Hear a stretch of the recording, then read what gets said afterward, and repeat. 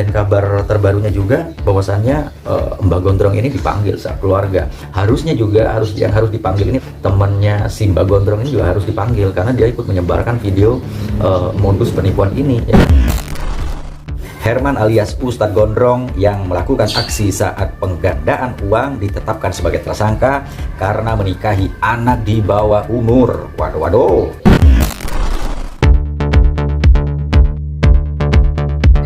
Hello, assalamualaikum warahmatullahi wabarakatuh. See you again with Arif Java in this channel of Kosrif Organizer YouTube channel. Thank you banget buat semuanya yang udah klik video ini. Don't forget like, comment, share, and subscribe. Teman-teman, sehat ya, baik ya, fine aja ya, alhamdulillah. Semoga semuanya dimudahkan, dilancarkan, serta diberkahkan segala sesuatunya oleh Allah Subhanahu Wa Taala ya. Kali ini teman-teman, seperti yang tentu sudah Arif Java bahas pada dua konten sebelumnya ya. Nah, ini tentang Ustadz Gondrong atau Mbah Gondrong nih teman-teman, si pengganda uang. Wah, ini ternyata betul adanya sudah ditangkap oleh Pak Polisi, dan ternyata ini juga kabar hebohnya teman-teman ya. Ustadz Gondrong atau Mbah Gondrong ini jadi tersangka bukan hanya masalah kasus penggandaan uang yang ternyata, uang yang banyak itu ternyata diduga adalah uang palsu. Nah, bukan hanya itu saja teman-teman, tetapi juga Mbah Gondrong ini jadi tersangka karena kasus nikahi anak di bawah umur. Waduh, seperti apa beritanya teman-teman? Arif Java lansir dari cnnindonesia.com. Ustadz Gondrong atau Mbah Gondrong, Arif Java bilang ya, jadi tersangka kasus nikahi anak di bawah umur. Jakarta, CNN Indonesia. Herman alias Ustadz Gondrong yang melakukan aksi saat penggandaan uang ditetapkan sebagai tersangka karena menikahi anak di bawah umur. Waduh. Diketahui istri Herman berinisial N saat ini baru akan menginjak usia 18 tahun. Sedangkan pernikahan mereka terjadi pada tahun 2017 lalu. Berarti sudah berapa tahun ya nikah teman-teman? Ya, komen ya. Kita tetapkan saudara H sebagai tersangka untuk kasus anak di bawah umur yang dinikahi, kata Kabid Humas Polda Metro Jaya, Kombes Yusri Yunus di Polda Metro Jaya pada Selasa 23 Maret kemarin.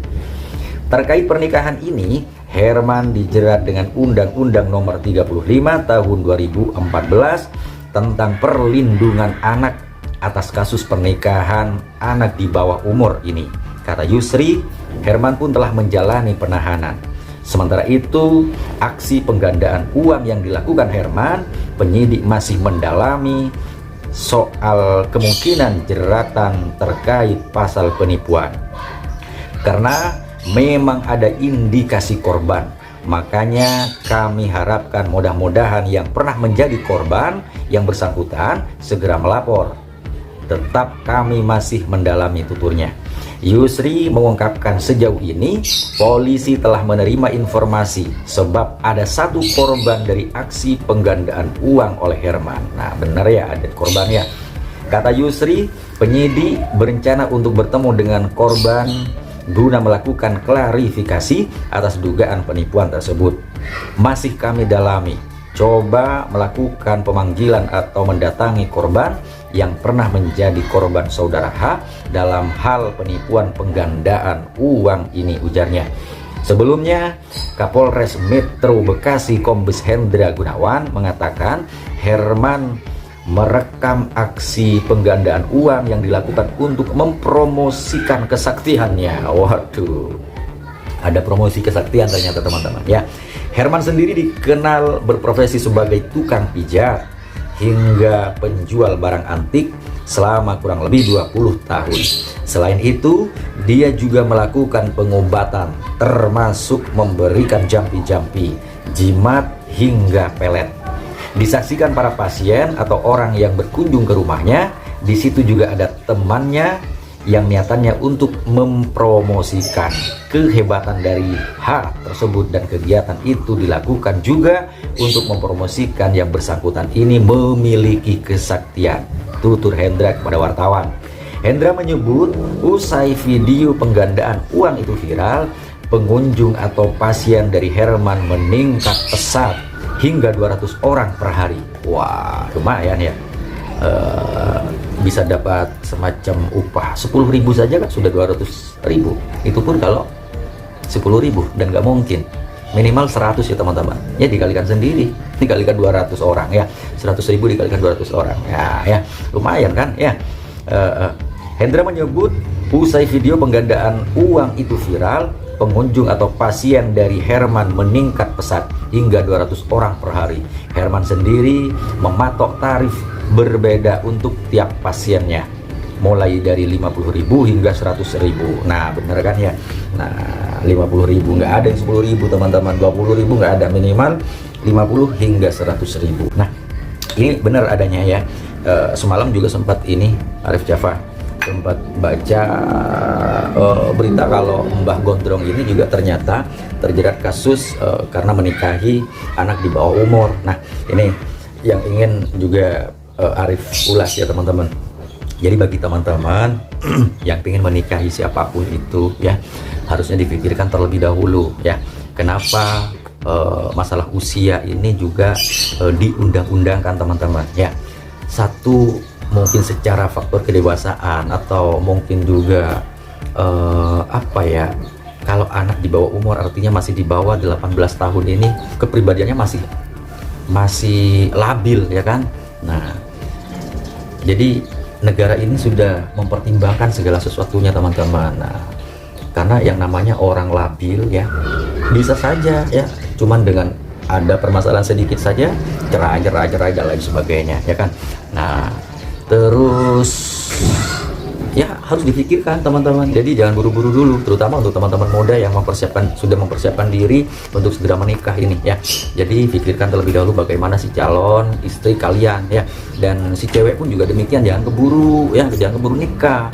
Udah, nantinya juga akan sampai pada waktunya ya kan, akan sampai ya. Jadi harus ditahan dulu, karena ya kalian yang masih di bawah umur ya, yang ada dalam benak kalian mungkin ya cuman ya pingin itunya aja atau pingin begituannya aja ya, bukan pada syariat-syariatnya teman-teman ya.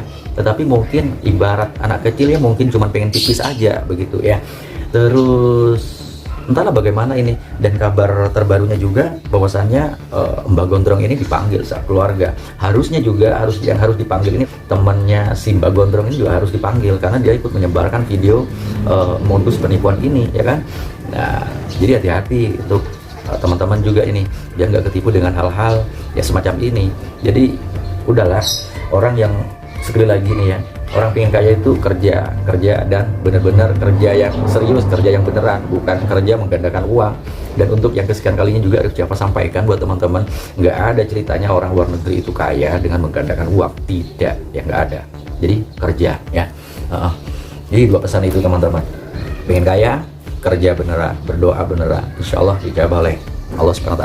Yang kedua, bagi yang pengen menikahi, nah calon istri, diperhitungkan terlebih dahulu ya, apakah sudah memenuhi syarat-syarat yang sudah diatur, artinya sudah 18 plus atau masih di bawahnya, entah cowok maupun cewek ya, terutama si cewek teman-teman ya. Kayaknya kalau cowok-cowok nih jarang banget ya kan, cowok-cowok jarang banget usia 15 tahun minta nikah, kayaknya jarang. Memang ada dulu sih sempat viralnya kan, minta nikah. Nah jadi jika sudah memenuhi syarat, monggo dipersilahkan, karena hal tersebut juga merupakan ya, anjuran ya kan, terutama umat muslim bagi yang sudah memenuhi syarat ya, segeralah menikah. Nah, intinya seperti itu teman-teman ya. Jadi nggak ada larangan, cuman kalau masih di bawah umur, stop aja dulu, belajar dulu, kerja dulu yang benar ya, jangan buru-buru menikah, terutama untuk yang cewek-cewek ini. Jangan terbujuk ya, terbuai dan lain sebagainya dengan rayuan-rayuan. Nah ya apapun itu, untuk segera bisa dinikahi, jangan teman-teman. Oke, gitu aja dulu. Salam hangat penuh hormat, tetap kompak, penuh semangat. Assalamualaikum warahmatullahi wabarakatuh ya.